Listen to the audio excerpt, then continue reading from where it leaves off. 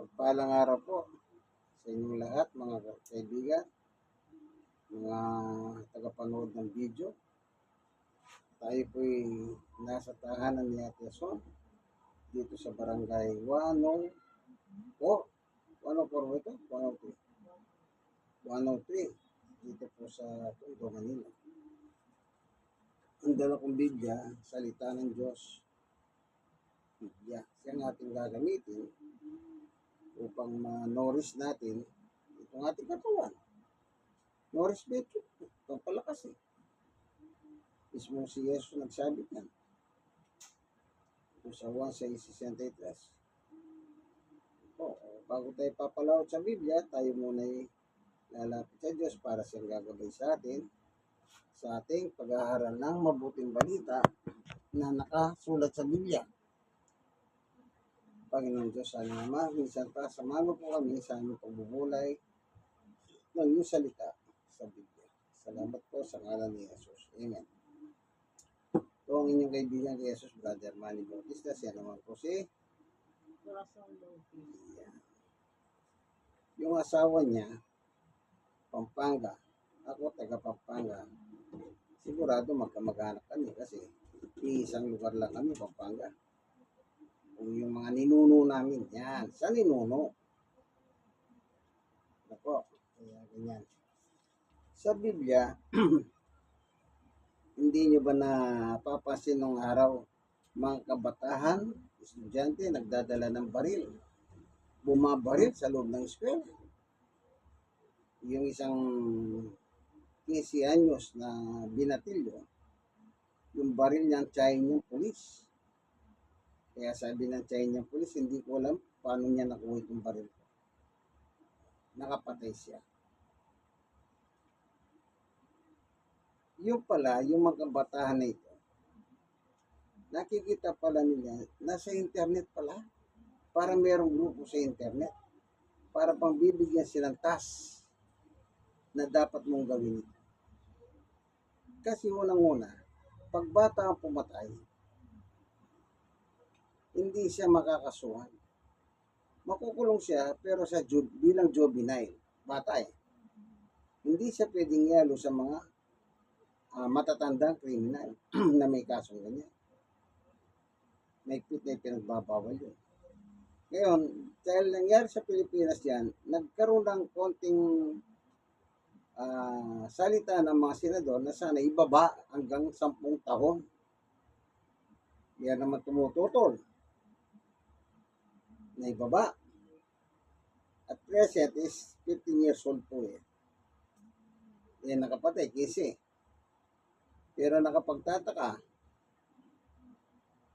yung 10 years old patahas, alam na niya na paano yung may pumatay dahil sa social media na. Yan. Ngayon, ito lang. Yung mainit na balita kahapon, isang vlogger naman ng pro-Marcos administration. Si Nima. Binaril siya kasama yung kanyang boyfriend doon sa Caloocan. Pero yung Nima, taga-probinsya siya sa Visayas.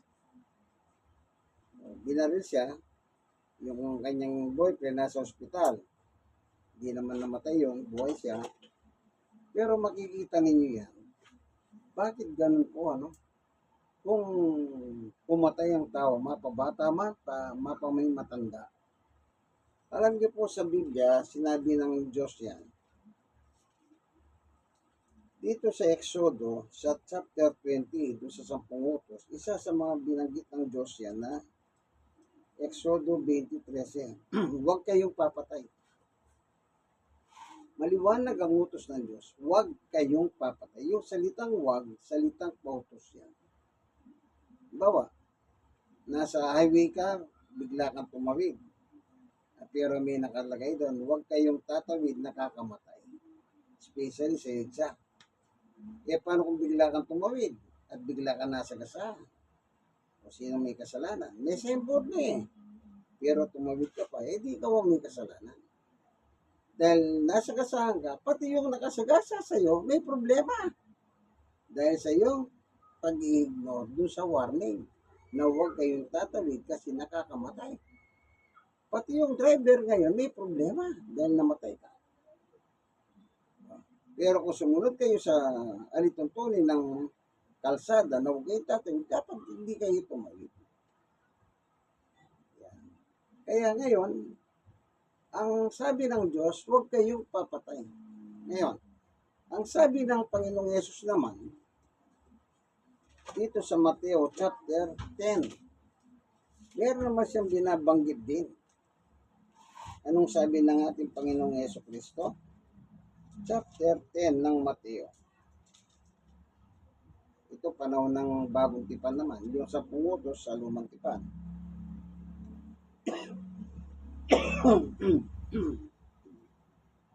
Ganito nakalagay sa 28. Huwag kayong matakot sa mga gustong pumatay sa inyo. Tao ito. Pero ang sabi ng Panginoong Yesus, huwag daw tayong matakot ang gustong pumatay sa atin.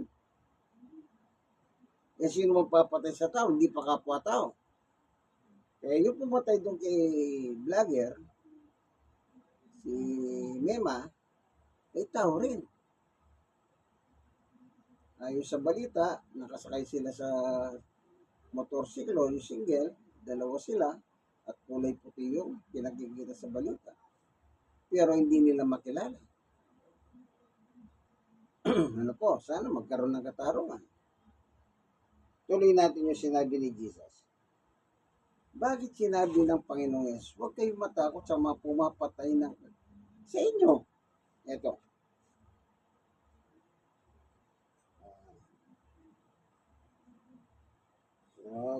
Huwag kayong matakot sa mga gustong pumatay sa inyo. Ang katawan nyo lang ang kaya nilang patayin. Pero hindi ang inyong kaluluwa. Sa halip, matakot kayo sa Diyos na siya may kapangyarihan o kakayahang puksayin ang katawan at kaluluwa nyo sa impyerno. Yung palang papatay ng tao, katawan lang ang kayang patayin. Pero yung kaluluwa mo, yung buhay mo na nasa loob mo, hindi niya kayang patayin yun. Pero ang sabi niya, dapat ang katakutan natin, ang Diyos na may kakayahang kaluluwa at katawan mo, doon sa impyerno na dadalhin ng Diyos. So, dito ang sabi ni Jesus, matakot kayo sa Diyos. Tignan po natin sa mangangaral. Ano naman ang sabi ng mangangaral ng Diyos? Dito po sa mangangaral 12:13. Ngayon, nabasa mo na ang lahat ng ito. Ito ang aking huling payo. Matakot ka sa Diyos at sundin mo ang kanyang mga utos, sapagkat ito ang katungkulan ng bawat tao. Pansinin nyo, nauna yung matakot ka sa Diyos. Sumunod, sundin mo ang utos ng Diyos. Bakit kaya hindi sinabi ng mangangaral, sundin mo ang utos ng Diyos, then matakot ka sa Diyos? Kasi,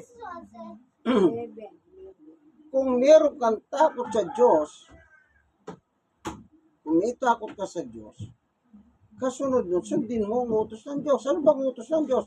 Huwag kang papatay. Huwag mong papatayin ng kapwa. Wala kang karapatan para pumatay ng tao. Kaya nga sabi ni Jesus nung nangaral siya, yung ayaw mong mangyari sa iyo, huwag mong gawin sa iyong kapwa. Hindi ba? Ito, literal, nung araw sabi na, diyan ka nabubuhay, diyan ka rin mamamatay. Di ba? Sa mga kanayunan nung araw, pag pinatay yung anak mo, yung tawag nilang redo. Ano ba yung redo? Gantihan. Walang dimandahan. Kung pinatay mo yung anak ng kalugar nyo, isa sa yung mga anak ang papatayin din. Walang demanda. Ang tawag ng redo. sa mga kanayunan nung araw. Pero ngayon, hindi na. Civilized na ngayon eh. Kaya, magtataka kayo kung minsan mga bata. Pero actually, yung 15 anyos, yung ang, okay, kasi ang juvenile hanggang 11, ano? May mga batang ama, batang ina. Isipin nyo, yung gumawa ng anak, mapalalaki, mapababae. Minsan, naalala nyo ba yung isang artista noon, naging best actor pa, best actress, best child pa yun eh. Inalagaan pa ni Ay de Alas Alas na yun. Si ano bang pangalan nun, yung Chinito eh. Yung uling napanood ko sa kanya sa vlog ng mga vlogger is nasa Bataan siya. Batang ama kung tawagin. Sipin nyo, yung bata kaya gumawa ng bata. Yan pa kaya pumatay. Kaso nga, pinagtatalunan pa nila ng mga senador yan kung ibababa sa 10. Ang gusto ng iba, 10. Sabi ng iba, wag. Pag naman kinulong mo, sabi naman ng batas, huwag mo isali sa mga kriminal. Kasi baka lalo siya maging kriminal. So, temporarily, nakakulong siya sa DSWD. Pagdating ng tamang edad, ng 18, kung ano yung nagawa niyang krimen, doon niya pagbabayaran. Ayan ang mga kaso ng mga bata. Kaya ngayon, tingnan niyo po, maging sa droga, ginagamit mga kabataan. Bakit? Hindi kasi sila makukulong. Tagahatid ng droga, bata. Ginagamit ng kabataan. Kasi hindi sila nakukulong. Hindi ba kailan lang nakakuha na naman mga baril. Mga estudyante may dalang baril.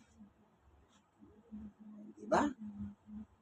Buti na nakuha na nila kagad. Hindi, paano kung nakapasok na yun sa eskwela? Hindi malayong magpaputok yun. Kaya, dapat tayo pong mga magulang, bilang mga nanay, tatay, yung mga anak natin, anong sabi ng Biblia? Palakihin po ninyo. Pero palakihin ninyo, ayon sa, basahin natin, sa kasulatan na yung San Pablo. Ito, ano sabi ni San Pablo? Sa Efeso 6:4. Kayo naman mga magulang, ibig sabihin tatay, nanay, o rider naman kung lumaki sa piling ng kanyang lolo, lola, o kaya naman lumaki siya sa kanyang tita, tito, or kaya naman lumaki yung bata sa kanyang guardian, kung sino man yung nagka-guardian sa kanya. Ito pinatutungkulan ng kasulatan. Siyempre, kung sino nangangalaga, siya magulang, kahit hindi niya tunay na magulang. At kayo namang mga magulang, huwag kayong gumawa ng bagay na ikasasamang loob ng anak nyo. Sa halip, palakihin nyo sila sa mga may disiplina at katuruan sa aral ng Panginoon. Kaya tayo, kapag meron tayong cardio, pagdating ng alas 10, yung 18 years old pababa, pag nakuha yung anak mo, hindi yung anak yung ikukulong. Ikaw na magulang. Kasi responsibility mo yung anak mo. Nasa minor age pa siya. Diba? Yan ang niyan. Ikaw ang makukulong. Pero kung minsan po, yung mga chairman, hindi nila pinakikilaman yung mga bata. Kahit gabi na naglalaro pa sa kalsada. Alam niyo po ba nung dahilan?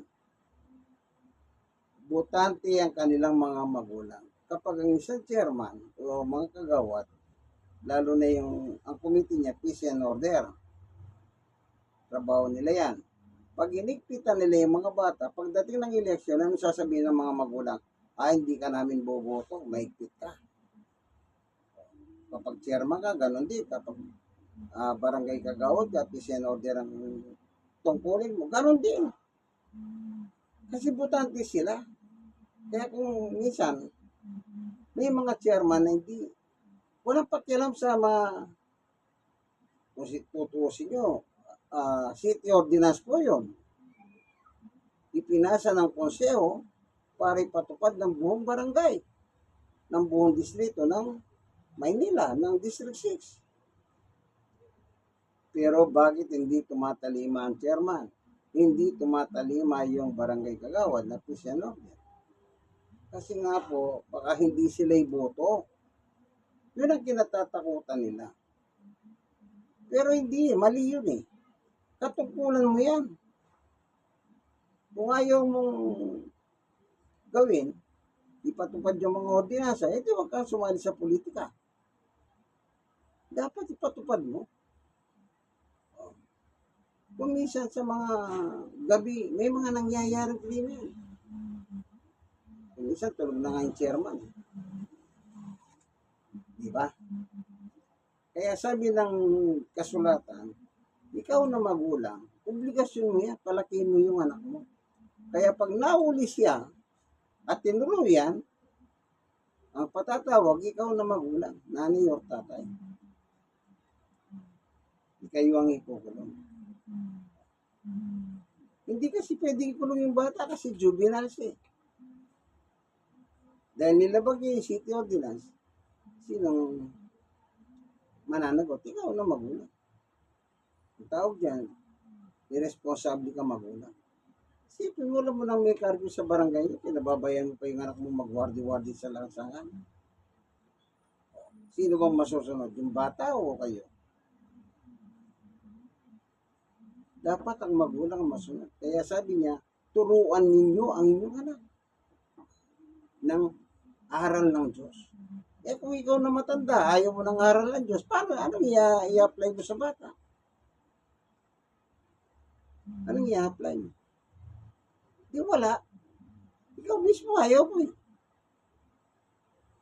Oh, di ba?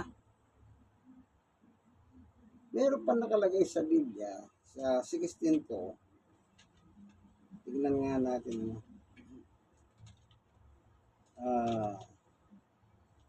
Patungkol din sa ganyan. Sa bata. Ang sabi niya, abang bata yan, turuan mo siya. Para paglaki niya, yan ang kanyang matututunan. Ano kasing talata yun na sinabi ron Ecclesiastes pala. Train a child while young.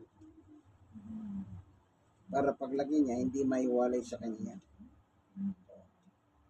Kaya tayo mga magulang, kaya po ang unang pastor ng pamilya ay ang lalaking asawa. Ikaw ang unang pastor ng pamilya mo, kung lalaki ka. Hindi nyo ba alam yan? Na kayo yung unang pastor? Kasi kayo ang unang mamamastor ng mga anak nyo, mamamastor ng anak nyo. Train a child, at turuan ng bata, hanggat bata, sa paglaki niya, dala-dala niya yun. Eh, hindi mo siya naturuan. Anong dadalhin niya? Hindi ba? Dapat po maging responsable tayong mga magulang. Hindi irresponsable. Responsable.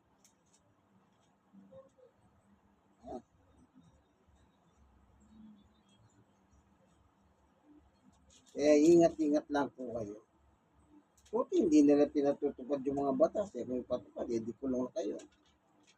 Kung ilang beses gumawa ng kalokohan ng bata, ilang beses ka makukulong. Lagi niyo pong tatandahan niya. Hindi naman po mahirap magpalaki ng bata. Nasa inyo po yan. Ngayon, basta nagawa niyo yung tungkulin niyo, at least nagawa niyo. Ang talata kasi. Tingnan natin sandali dito sa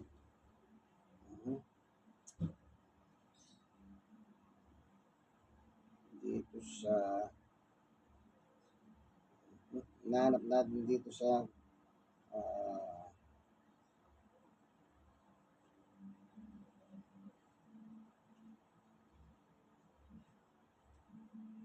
parang mangangaral. Kawitahan. Hindi ko makita yung mangangaral. Magkatabi lang yun, ano? Sandali. Para makita nyo. Ang kawikahan.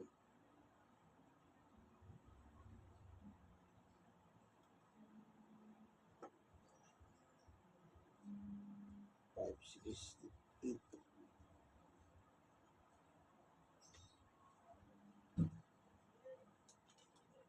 Kaya, ingat-ingat po tayo, ano? Be responsible. Huwag po tayong baka sasabihin, iasan nyo sa teacher. Oo, may trabaho ang teacher na magano ng bata. Pero laging tatandaan, meron din po kayong responsable. Kaya nga makukulong kayo. Ito.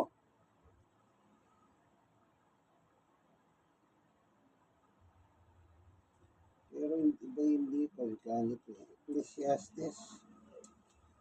Parang nagugulo na ko sa bidyang ito.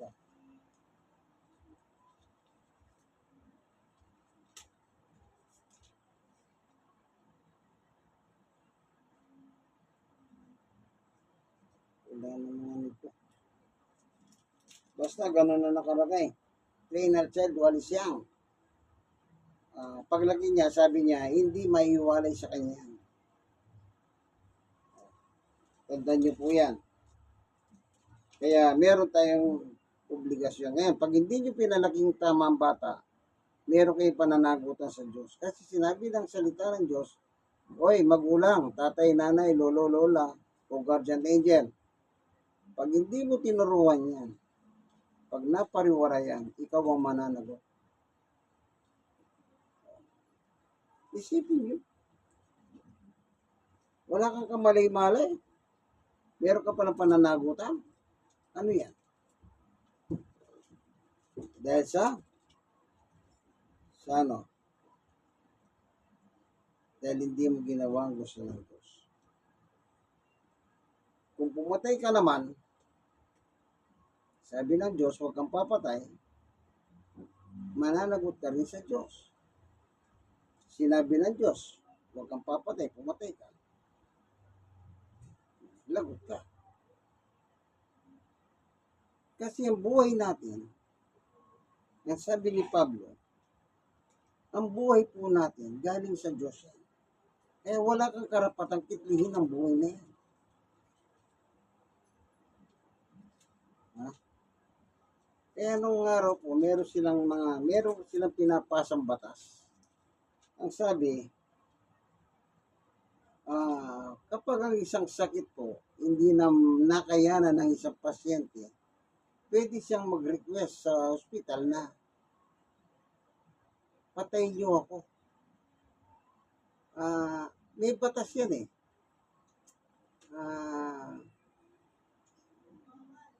Ano kasi, sa English kasi nakalagay yun eh. Pero sabi ng mga born again, narinig ko po ito sa born again, mga ministrong matatanda, mercy killing. Ang pwede lang gumawa niyan doktor. Kasi siya nakakalam sa sakit ng tao. Pag nakita na ng doktor na wala talaga lunas yan, at tiniling ng pamilya, Dok, para wag na lang po mahirapan. I-mercy killing nyo na lang. Pag sumunod yung doktor, ano yung mercy killing? Isang tarak lang ng injection. Hoy, pagdating ganyan. Mamamatay siya. Banda! Uwi na, banda! Ang kanyang kamatayan ay stroke. Tignan ako. Ito, yung kanyang puso.